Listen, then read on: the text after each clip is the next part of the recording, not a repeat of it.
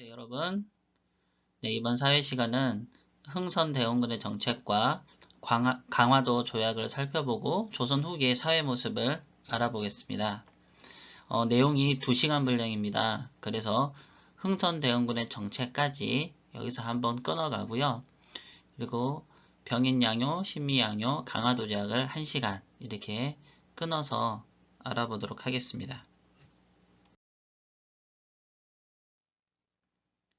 그럼 먼저 흥선대원군이 누군지 알아봐야겠죠. 흥선대원군은 이름이 이하응입니다. 1820년에 태어나서 1898년에 돌아가셨습니다. 여기 보면 궁도령, 막걸리 대감, 상갓집 개 이렇게 써 있는데요. 별명처럼 보이죠? 그때 당시에 이하응, 그러니까 흥선대원군이 대원군이 되기 전에 흥선대원군을 세상에서 부르던 이름이었습니다. 하지만 흥선대원군은요, 마음속에는 큰 계획이 있었죠. 그래서 그 아들에게 제왕학을 가르쳤습니다. 제왕학이라고 하면요, 여러분들 왕이 되기 위해서 공부를 하는 것을 제왕학이라고 합니다.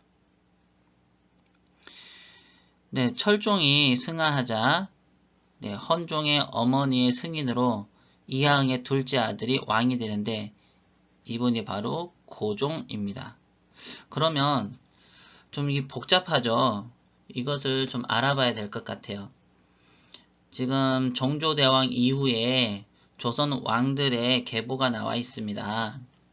정조대왕이 1800년에 갑자기 돌아가시게 되죠. 그리고 그 아들이 임금이 되는데 순조입니다. 여기 보면은 10살에 왕이 돼요. 그래서 너무 어리기 때문에 스스로 왕의 역할을 할 수 없어서요. 순조의 할머니인 정순왕후라는 분이 수렴청정을 하게 됩니다. 즉 대신 정치를 하게 되는 거예요. 자, 이분은 안동 김씨였거든요. 그래서 안동 김씨 세력들을 대거 고위 관직에 임명을 하게 되고요. 그렇게 됨으로 해서 이때부터 뭐가 시작되냐면 여기 화면 왼쪽에 아래에 나와 있는 세도정치가 시작되게 됩니다. 자, 세도정치가 뭐냐면 왕실과 혼인관계를 맺은 가문들이 국정을 독점하는 정치 형태를 세도정치라고 하는데 여기서는 주로 이제 외척이 해당이 됩니다. 즉 어머니 쪽의 친척이죠. 그러니까 왕비의 친척들이 국정을 독점하는 정치 형태입니다. 그런데 이 순조대왕의 아들이 있었는데요. 이 효명세자가 세자 신분으로 죽어버립니다. 그리고 다른 아들들이 없었고요. 효명세자의 아들이 헌종인데요. 역시 8살이야. 매우 어린 나이에 임금이 되게 됩니다. 자, 이러니까 순조도 10살에 임금이 됐죠. 헌종도 10살에 임금이 됐죠. 이러니 임금님들이 왕의 역할을 제대로 할 수가 없었고요. 이 외척들이 정치를 쥐락펴락하게 되죠. 이러면서 백성을 위한 정치를 제대로 하지 않게 됩니다. 그리고 이 헌종마저도 뒤에 아들이 없이 즉 왕자가 없는 상태에서 돌아가시게 되죠. 그러자 안동 김씨에서는요. 자신들의 권력을 계속 유지하고 싶어서요. 강화도에서 농사를 짓고 있던 왕족인 철종을 왕으로 만들어 버립니다. 이 철종은 쭉 따라가 보면요. 정조의 동생, 정조 동생인 은원군의 손자입니다. 그러니까는 정조를 할아버지라고 부를 수 있는 위치에 있는 사람입니다. 그 헌종에게 보면은 삼촌뻘이에요. 삼촌뻘. 정확히 이제 촌수를 따지면은 삼촌은 아니고요. 우리가 이제 아저씨라고 하는데 누구하고 비슷한 학렬이라고 하냐면요. 자기 헌종의 아버지인 효명세자하고 학렬이 같습니다. 즉 아저씨뻘이 왕을 이어받게 되는 거죠.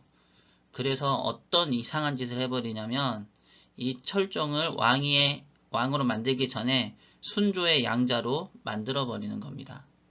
이렇게 이런 일들을 그 외척들이 세도 정치를 계속 유지하기 위해서 자기가 조정하기 쉬운 왕, 그러니까 정치를 잘 모르는 왕을 만들려고 이런 행동들을 서슴지 않고 하게 됩니다.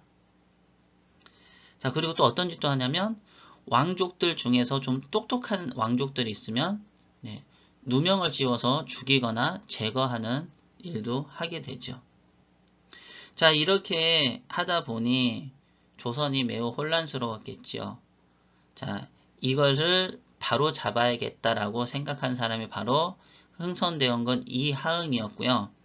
철종 역시 후사가 없이, 즉 세자가 없이 죽고 맙니다.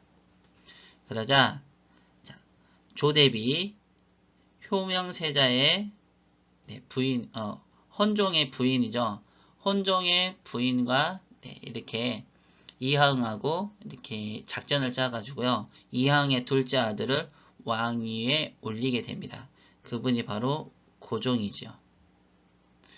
자, 그래서 고종이 왕이 되고 나니까 고종도 어린 나이에 왕이 됐거든요. 여기 보면 11살이라고 써있죠. 네. 고종도 어린 나이에 왕이 되니까 대신 정치를 할 사람이 필요했겠죠. 네, 그게 바로 누구냐면 아버지인 흥선대원군이었습니다. 자, 그래서 흥선대원군은 서원철폐, 그 다음에 왕권 강화를 위해서 세도정치 세력들을 제거하고 그 다음에 왕족들을 정치의 관리로 등용을 했고요. 그 다음에 경복궁을 다시 지었습니다.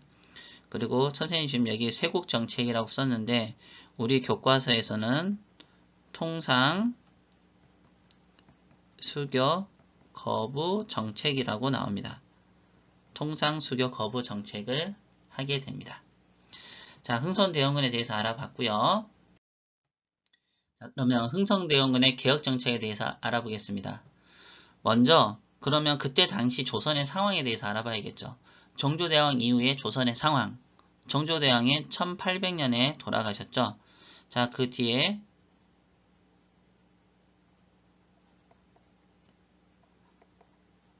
순조, 헌종, 철종 이렇게 3명의 왕이 나오게 되는데요.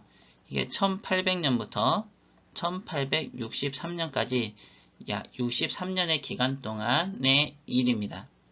자, 이때는 왕의 외척이 나라의 권력을 장악하고 세도정치를 하게 되는데 이때 세도정치 가문으로 유명했던 집안이 바로 안동 김씨와 풍양 조씨였습니다.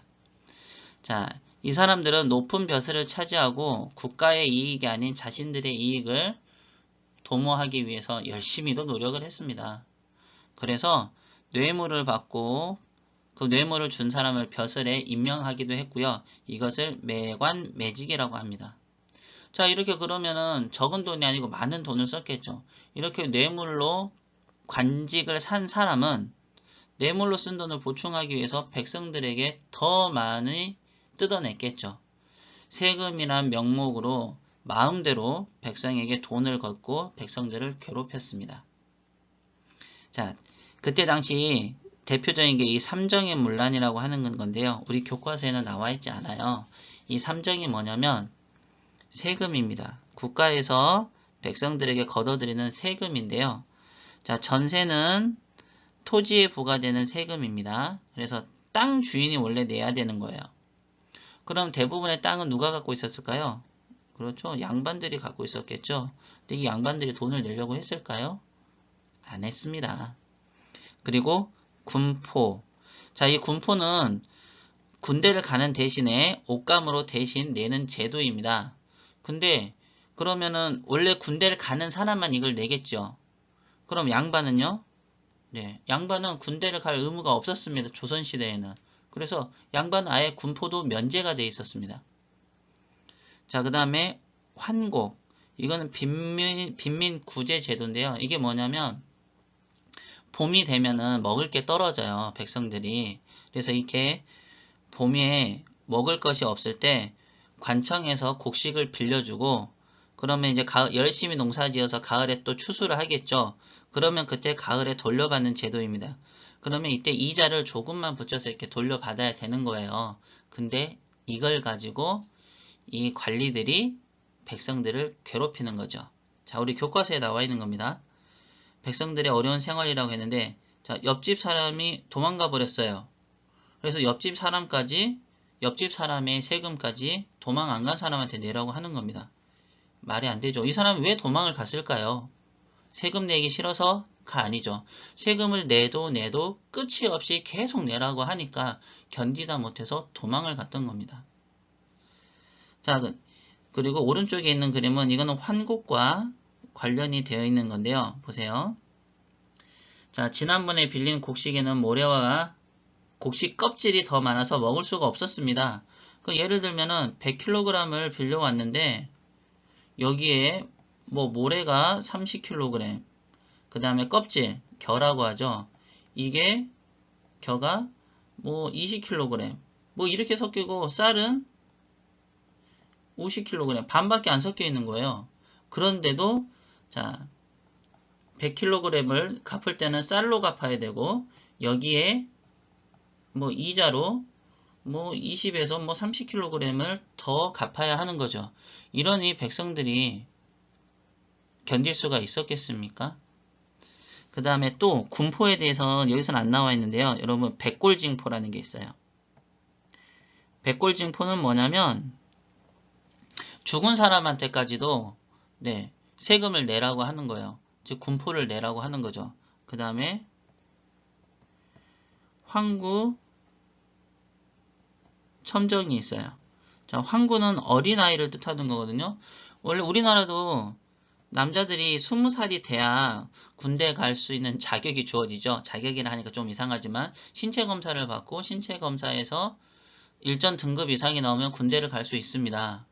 그 조선시대 때도 마찬가지였겠죠. 그런데 어른이 아닌 어린이한테도 너는 군대를 갈 거니까 군포를 내야 돼. 이렇게 하는 거하고 똑같은 거예요. 이런 식으로 백성들을 괴롭히니 조선사회가 정상적인 사회였겠습니까? 매우 백성들이 살기 힘든 사회였겠죠. 이런 것들을 흥선대원군이 다 보고 있었던 겁니다. 자, 세도 정치와 그 다음에 농민, 백성들의 불만으로 조선사회는 매우 혼란했습니다. 자, 이때 바로 고종이 즉위를 하게 되는 거죠. 1863년의 일입니다. 그리고 고종이 즉위하자 고종의 아버지인 흥선대원군이 이제 정치를 장악하게 됩니다. 자, 그래서 개혁정치가 본격적으로 시작이 되겠죠. 자, 흥선대원군의 개혁정책, 세도정치를 중단시켰습니다. 그래서 안동 김씨 뭐 이런 사람들이 많이 물러났고요. 그 다음에 그러면 그 사람들로부터 뇌물을 주고 관리가 됐던 백성들을 괴롭혔던 사람들을 탐관오리라고 하죠. 이런 사람들을 벌 주고 내쫓았습니다. 그리고 왕족 중에서 왕족을 종친이라고 하는데 왕의 친척을 종친 중에서 똑똑하고 능력 있는 사람을 관리로 등용을 했고요. 그 다음에 서원을 정리했습니다. 여러분들 서원은 지금으로 따지면 학교예요. 학교 중에서도 어떤 학교냐면 나라에서 운영하는 학교가 아니고 개인이 운영하는 사립학교입니다. 조선시대의 사립학교예요. 자, 근데 이것을 흥선대원군이 집권했던 1800년대 중기에는요. 조선 전체에 600곳이 넘게 있었습니다. 그럼 이것을 다 왜 없앴을까? 600곳 중에서 47개만 남기고 다 없애버립니다. 자, 그러면 교과서에 나와 있는 교과서 서술에 답이 있습니다. 한번 읽어보겠습니다. 자, 서원은 학문이 깊고 지혜가 뛰어난 조상들의 제사를 지내고, 자, 스승이죠. 자, 스승에게 제사를 지내고 지방의 인재를 기르기 위한 교육기관입니다. 네, 학교입니다. 인재를 기르기 위한 교육기관이에요. 우리나라에서는 백운동 서원, 자, 소수서원인데요. 이게 가장 먼저 생겼으며 이 이후에 서원은 전국으로 확대되었다라고 했는데 이걸 자 누가 건의를 했냐면 여러분 우리 1,000원짜리 지폐에 나오는 조선시대의 아주 유명한 학자인 이황 선생님이 임금님한테 얘기를 해서 네, 최초로 임금님으로부터 이름을 받게 됩니다. 이거를 사액서원이라고 해요. 이 사자가 내려준다라는 뜻이고요. 액은 여러분 저기 숭례문에 보면은 숭례문하고 이름 이렇게 가로로 세로로 숭례문 이렇게 써있죠. 그 다음에 광화문 보면 광화문도 이렇게 광화문이라고 써있는데 우리를 이것을 현판이라고도 해요. 다른 말로는 또 현판, 현액이라고 하거든요. 이거를. 그래서 이 액은 내 이름을 뜻하는 거예요. 그래서 서원의 이름을 하사했다는 겁니다. 왕이. 그래서 사액서원이라고 하는데 이 우리나라 조선 최초의 사액서원은 네, 이 소수서원입니다. 자, 그러면 이 사액서원이 되면 뭐가 좋아지냐면요. 일단 세금을 안 내요. 또 임금님이 책을 내려주고요. 노비를 내려줍니다. 자, 그러니까는 땅을 가지고 있어도 세금을 안 내고 책과 노비를 가질 수 있어요. 자, 이 노비는 여러분들 뭐가 없냐면 세금을 안 냅니다. 군역을 지지 않아요. 그래서 노비가 많아지면은 나라 입장에서는 그렇게 좋은 게 아닙니다.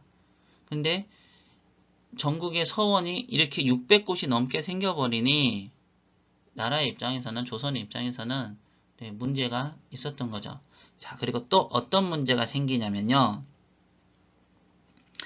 자, 이 조선 후기에 오면서 서원이 지닌 본래의 역할, 네, 지방의 인재를 양성하고 교육하는 교육기관이었는데 본래의 역할보다는 지역의 주도권을 장악하고 백성을 함부로 부리며 괴롭히는 일들이 일어나게 됩니다. 자, 이렇게 나쁜 좋지 않은 일이 서원을 중심으로 해서 일어나기 때문에 흥선대원군은 서원을 없애기로 한 거죠. 자, 그래서 서원을 없애면 일단 여러분들 세금을 많이 거둘 수 있겠죠. 그래서 세금을 늘리고 그 다음에 백성을 괴롭히는 것을 못하게 하게 하죠. 그래서 백성의 생활을 안정시키기 위해서 서원을 싹 정리를 합니다. 몇 개만 남기고 47개만 남기고 정리를 하게 되는 겁니다. 자, 서원 정리 자, 왜 했냐고요? 세금을 확보하고 백성의 생활을 안정시키기 위해서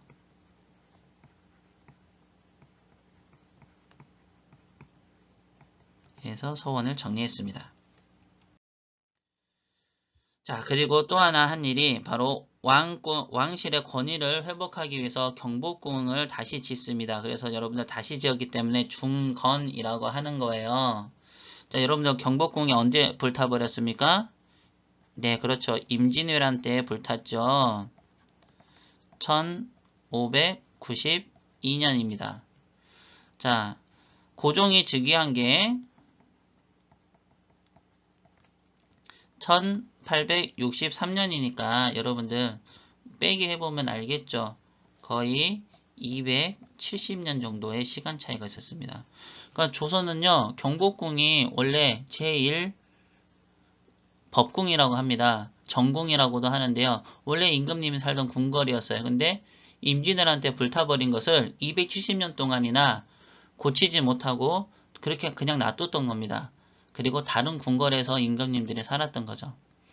하지만 흥선대원군은 왕실의 권위를 되살리기 위해서 이 경복궁을 다시 짓기로 하는데요. 근데 여기서 좀 무리를 해요. 원래 경복궁 요만했다고 하면은 흥선대원은 이만큼 크게 늘립니다. 약 10배 정도로요. 저는 너무 무리를 했죠. 원래 크기로만 다시 지었어도 되는데 너무 크게 지으려고 합니다. 그러면 여러분들 뭐가 많이 들게 되죠? 네, 돈이 많이 들게 되고 시간도 많이 들어가게 되죠. 자, 어찌됐든 간에 이 돈은 세금으로 하게 되는데요. 어찌어찌 해서 잘 지었다라고 해요. 근데 중간에 거의 다 지었을 때 화재가 발생한다고 합니다. 자, 거의 다 지어서 화재가 발생해버리니 어처구니가 없었겠죠. 그렇다고 해서 이걸 다시 안 지을 수도 없고요. 그래서 이때부터 무리하게 공사비를 마련해서 무리한 방법을 쓰게 되는 겁니다. 그래서 양반들한테 강제로 기부금을 걷거나 그 다음에 통행세 같은 세금을 백성을 대상으로 징수를 하게 되죠. 이러니 얼마나 백성들이 힘들었겠습니까? 또 그리고 농사철에는 전쟁도 안 한다고 했죠. 근데 이 농사철에도 경복궁을 짓기 위해서 백성들을 동원하는 거예요. 공사에. 그러니까는 백성들이 농사도 제대로 못하고 매우 힘들어 했겠죠. 그리고 당백전이라고 하는 새로운 화폐를 만듭니다. 이 화폐 때문에 조선의 경제가 매우 어지러워져요. 자, 이거는 그래서 흥선대원군이 어떻게 보면 좀 제대로 하지 못한 정책이었다라고 볼 수 있습니다. 그리고 통상수교 거부정책. 선생님은 배울 때 쇄국정책이라고 배웠었습니다. 얼마 전까지 가르칠 때도 쇄국정책이라고 가르쳤었는데요. 이제는 말이 바뀌어서 통상수교 거부정책이라고 합니다. 그래서 외국의 여러 나라가 조선과 외교 관계를 맺을 구실을 찾고 있었는데요. 조선이 이걸 거부하니까 군대를 앞세워서 자꾸 침략을 하게 됩니다. 그러면은 조선은 흥선대원군의 통상수교 거부 정책을 더 강하게 하게 되죠. 자, 그래서 이때 일어난 대표적인 사건이 병인양요, 그 다음에 미국과에 일어난 신미양요, 그리고 일본과 일어난 운요 사건 등이 있습니다. 요 세 개는 다음 시간에 좀 더 자세히 알아보겠습니다. 통상수교 거부 정책의 대표적인 게 바로 척화비예요. 척화비의 내용을 한번 읽어볼게요. 양이 침범. 서양 오랑캐가 침범을 하였는데 비전, 즉 화. 싸우지 않는 것은 화친하는 것이다. 주, 화, 매, 국. 자, 화친을 주장하는 것은 나라를 팔아먹는 것이다. 네, 즉 서양 오랑캐가 쳐들어왔을 때 싸우지 않는 것은 화친하는 거고, 즉 화친하는 것은 나라를 팔아먹는 거라는 척화비를 전국에 세우게 됩니다. 자, 이게 흥선대원군의 통상수교 거부 정책의 대표적인 거예요. 자, 다음 시간에는 여러분들 병인양요, 신미양요, 그리고 강화도 조약에 대해서 자세히 알아보도록 하겠습니다. 수고했습니다.